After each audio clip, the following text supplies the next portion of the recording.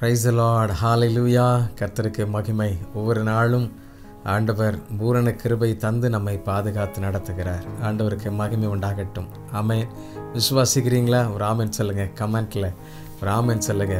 அற்புதம் செய்த தேவன் அவர் நம்மை நடத்தி கொண்டே இருக்கிறார். ஹalleluya. ஆண்டவருக்கு மகிமை உண்டாகட்டும். பிரியமானவர்களே, இதுவரை செய்யாத, இனி செய்ய முடியாத ஒரு மாபெரும் செயலை செய்வதற்கு ஆண்டவர் இந்த பூமியில் வந்தார் அப்படிங்கிறது மிக முக்கியமான ஒரு வார்த்தை. இதை யாரும் மறுக்கவே முடியாது.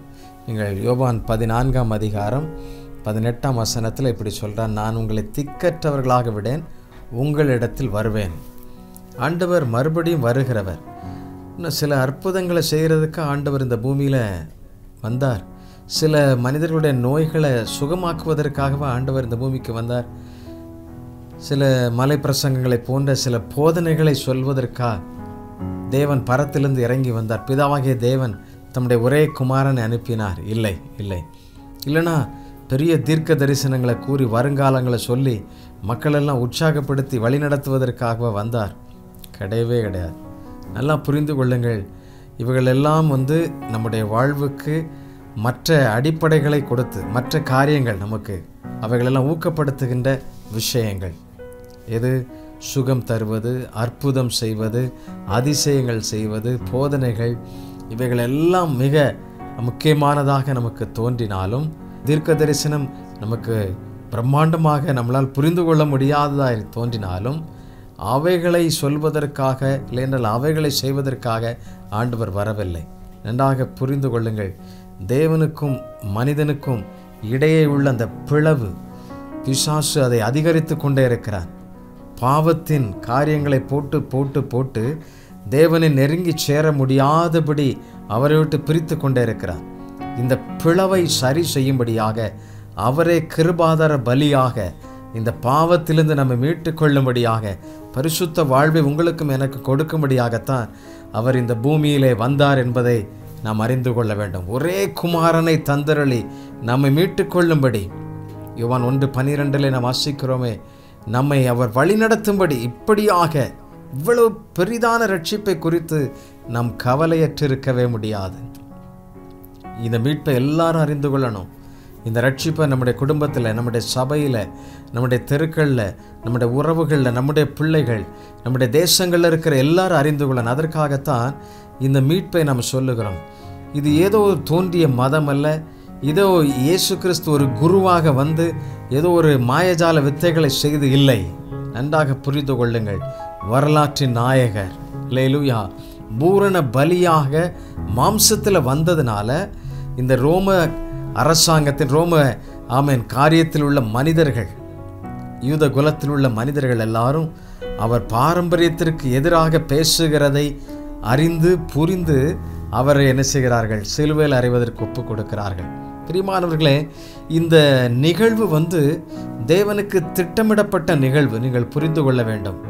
ஆகவே பிதா இந்த உலகத்திற்கு அனுப்பும் பொழுது திட்டமிட்டு அனுப்புகிறார். குறிப்பிட்ட காலம் மட்டும்தான். அதனால தான் 12 வயதில் பெற்றோரோடு நடந்து கொண்டிருந்த பண்டிகைக்கு சென்ற இயேசு கிறிஸ்து காணாமல் போகிறார். காணாமல் போகும் பொழுது அவரை தேடி அங்கும் இங்கு ஓடுகிறார்கள். ஐயோ, பிள்ளை காணவில்லை என்று சொல்லி. அப்பொழுது அவர் கேட்ட கேள்வி, ஏன் என்னை தேடுகிறீர்கள்? நான் பிதாவுக்கு அடுத்த வேலைகளை செய்வதற்காகத்தானே இங்கு வந்தேன். அப்போ அவர் என்ன செய்து கொண்டிருந்தார்? அங்கே நியாயப்பிரமாண புஸ்தகத்தை எடுத்து வைத்து ஜனங்களுக்கு போதனை பண்ணி கொண்டிருக்கிறார் 12 வயதில். நன்றாக புரிந்து கொள்ள வேண்டும். கானாவூர் திருமண வீட்டிலே ஏற்ற வேலைக்காக காத்திருக்கிறதை பார்க்கிறோம். இப்படி தேவனுடைய திட்டம் சரியாக நடைபெறுவதற்கு நம்மை ஒப்பு கொடுக்க வேண்டும். நன்றாக புரிந்து கொள்ளுங்கள். தேவன் இந்த பூமிக்கு வந்தது மனிதன் கடவுளோடு உள்ள அந்த அருந்துவிட்ட தொடர்பை மறுபடியும் அவர் சரி செய்யும்படியாக இந்த பூமிக்கு அவர் அனுப்பப்பட்டார். எத்தனையோ தீர்க்கதரிசிகள் வந்தார்கள். எத்தனையோ மோசே போன்ற எத்தனையோ தேவனுடைய பிள்ளைகளாக வந்தவர்கள் ஜனங்களை வழிநடத்தினார்கள். கிறிஸ்துவண்டை நடத்தி கொண்டே இருக்கிறார்கள். தேவனுடைய நடத்தி கொண்டிருக்கிறார்கள். ஆனால் பலி செலுத்துவது, மற்ற காரியங்கள், சடங்காச்சாரியங்கள், இப்படி சம்பவங்கள் எல்லாம் மனிதர்கள் உலக வழக்கத்தின்படியே இருக்கின்றார்கள். தேவ நீதியை நிறைவேற்ற முடியாமல் போகிறதை பார்க்கிறோம். கிறிஸ்து மாத்திரம்தான் முன் குறிக்கப்பட்டவராய் இந்த பூமிக்கு தோன்றி சரியான விதத்தில் அவருடைய மரணமும் முன் குறிக்கப்பட்ட ஒன்று. ஆகவே தான் அவர் சிலுவையில் எல்லாம் முடித்து, பிதாவே என் ஆவி உம்முடைய கைகளில் ஒப்பு கொடுக்கிறேன் என்று சொல்லுகிறார். எல்லாம் முடிந்தது என்று சொல்லுகிறார். வேலை எல்லாம் முடிஞ்சிச்சு, என்னுடைய ப்ராஜெக்ட், நீங்கள் கொடுத்த அசைன்மெண்ட் கம்ப்ளீட் அப்படின்னு சொல்கிறார். அல்லேலூயா. நம்முடைய வாழ்க்கையில் எப்படி இருக்கிறது நம்ம யோசித்து பார்ப்போம். ஆம், ஆண்டவர் நிச்சயமாக யோவான் 14:3 நீங்கள் வாசித்து பாருங்கள். நான் போய் உங்களுக்காக ஸ்தலத்தை ஆயத்தம் பண்ணின பின்பு நான் இருக்கிற இடத்துல நீங்களும் இருக்கும்படி நான் மறுபடியும் வந்து உங்களை என்னிடத்தில் சேர்த்து கொள்வேன். அல்லேலூயா. மறுபடியும் சேர்த்து கொள்ளுகிறவர். ஆகவே நம்மை ஒரு நாளும் திக்கற்றவர்களாக அவர் விடவே மாட்டார். உங்களை கைவிட மாட்டார். மறுபடியும் நமக்காக அவர் வருகிறவர். நான் போவேன் என்றும் திரும்பி உங்களிடத்தில் வருவேன் என்றும் நான் உங்களுடனே சொன்னதை கேட்டீர்களே. நீங்கள் என்னில் அன்புள்ளவர்களாயிருந்தால் பிதாவினிடத்திற்கு போகிறேன் என்று நான் சொன்னதை குறித்து சந்தோஷப்படுவீர்கள். ஏனெனில் பிதா என்னிலும் பெரியவராய் இருக்கிறார் என்று யோவான் 14:28 வாசிக்கிறோம். இவ்வளவு பெரிய அற்புதம் பாருங்க. அது மாத்திரமல்ல, மத்தேயு 28:20 நீங்கள் வாசிப்பீர்கள் என்றால், நான் உங்களுக்கு கட்டளையிட்ட யாவையும் அவர்கள் கை கொள்ளும்படி, யார் இந்த உலகத்தின் ஜனங்கள் கை கொள்ளும்படி அவர்களுக்கு உபதேசம் பண்ணுங்கள். யாருக்கு சொல்றார்? சீஷர்களை பார்த்து சொல்றார். இது உலகத்தின் முடிவு பரியந்தமும் சகல நாட்களிலும் நான் உங்களுடனே கூட இருக்கிறேன் என்றார்.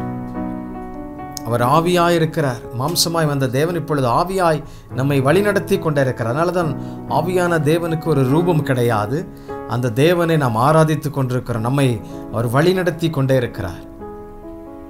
மாம்சத்தில் வந்த தேவன் அந்த ப்ராஜெக்டை முடிச்சுட்டு, பிதாவினுடைய திட்டத்தை முடிச்சு எல்லாம் முடிந்தது, பிதாவே உம்முடைய கைகளில் என்னுடைய ஆவி ஒப்பு கொடுக்கிறேன்னு சொல்லி ஒப்பு கொடுத்துட்டு, இப்பொழுது ஆவியான தேவன் நான் போவேனையாகல் தேற்றரவாளன் வந்து உங்களுக்கு உதவி செய்வார் சொன்னார் இல்லையா? அந்த வார்த்தை இன்றைக்கு நமக்கு செயல்பட்டு கொண்டிருக்கிறது.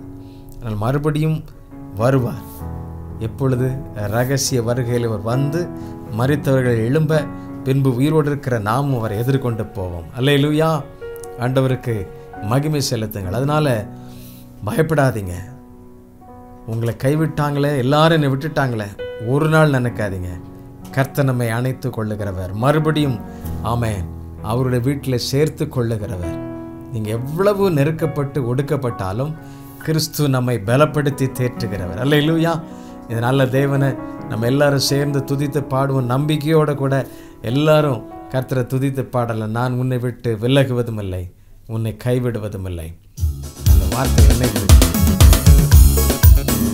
பயப்படாதே நீ மனமே, நான் காத்திடுவேன் உன்னை தினமே. பயப்படாதே நீ மனமே, நான் காத்திடுவேன் உன்னை தினமே. அற்புதங்கள் நான் செய்திடுவேன், அற்புதங்கள் நான் செய்திடுவேன். உன்னை அதிசயமாய் நான் நடத்திடுவேன், உன்னை அதிசயமாய் நான் நடத்திடுவேன். நான் உன்னை விட்டு விலகுவதில்லை, நான் உன்னை என்றும் கைவிடுவதில்லை.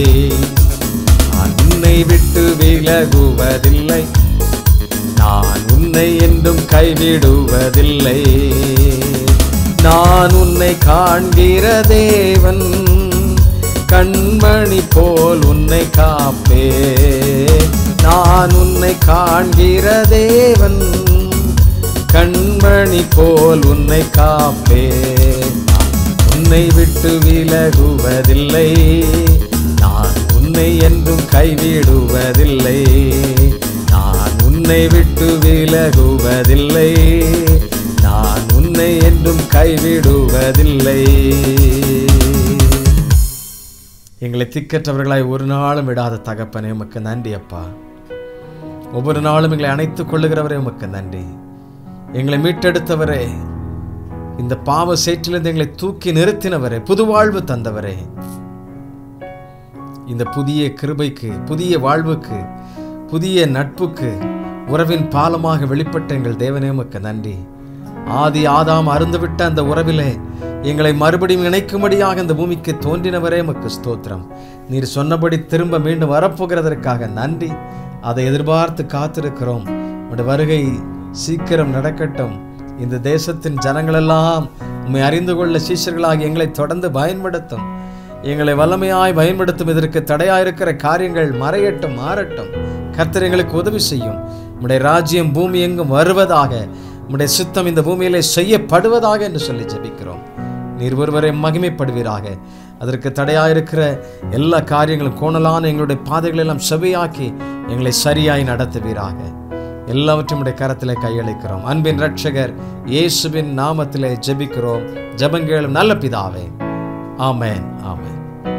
Thank you. God bless you.